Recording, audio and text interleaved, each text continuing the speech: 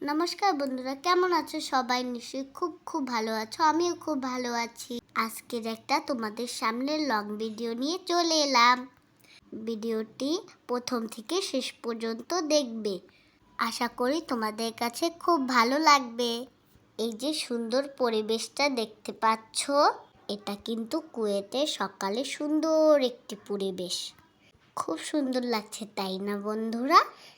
কি সুন্দর গাছগুলো, আর রাস্তাঘাট একেবারেই ফাঁকা।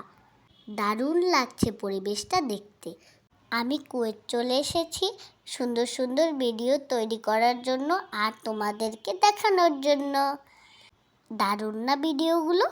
দেখো বন্ধুরা, কি সুন্দর ফাঁকা রাস্তা, কোনো রকম জ্যাম নেই রাস্তায়, আর কোনো লোকজনও দেখছি না। একেবারে ঠান্ডা একটা পরিবেশ। আর আমাদের বাংলাদেশের রাস্তাঘাটগুলো সারাক্ষণ জ্যাম লেগেই থাকে, কিন্তু আমাদের বাংলাদেশের থেকে গাছপালা অনেক কম এবং অনেক গরম।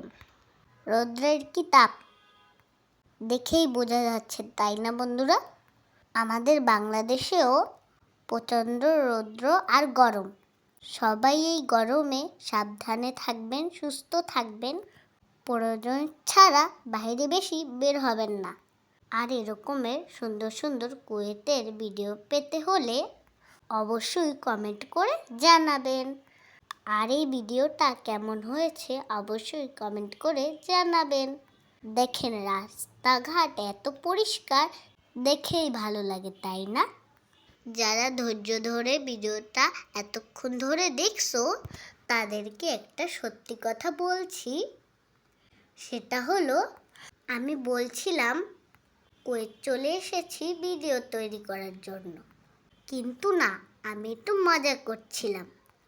এই যে সুন্দর ভিডিওটা দেখতে পাচ্ছ, এই ভিডিওটা আমাকে আমার দাদা ভাই আমাকে পাঠিয়েছে। আমার দাদা ভাই কুয়েত থাকে। তাকে আমি বলছিলাম, তুমি যেখানে থাকো সেখানে রাস্তাঘাট কেমন, একটু ভিডিও করে আমাকে পাঠিয়ে দিও। আর আমার দাদা ভাই এই যে সুন্দর একটি ভিডিও করে আমাকে পাঠিয়ে দিল। এটা ছিল কুয়েতের সকালের একটি ভিডিও। দাদা ভাই যখন অফিসে যাচ্ছিল, তখন এই সুন্দর ভিডিওটা করে আমাকে পাঠিয়ে দিয়েছে। আমার তো ভিডিওটা খুব ভালো লেগেছে। ধন্যবাদ দাদা ভাই সুন্দর একটি ভিডিও পাঠানোর জন্য। আমি অনেক খুশি হয়েছি, আর আমার বন্ধুদের সাথেও সেটা শেয়ার করলাম। সবাই আমার দাদা ভাইয়ের জন্য আশীর্বাদ করবে। দাদা ভাই যেন ভালো থাকে আর সুস্থ থাকে, আর সুন্দর সুন্দর ভিডিও করে আমাকে পাঠাতে পারে। ধন্যবাদ সবাইকে ধৈর্য ধরে এতক্ষণ ভিডিওটা দেখার জন্য।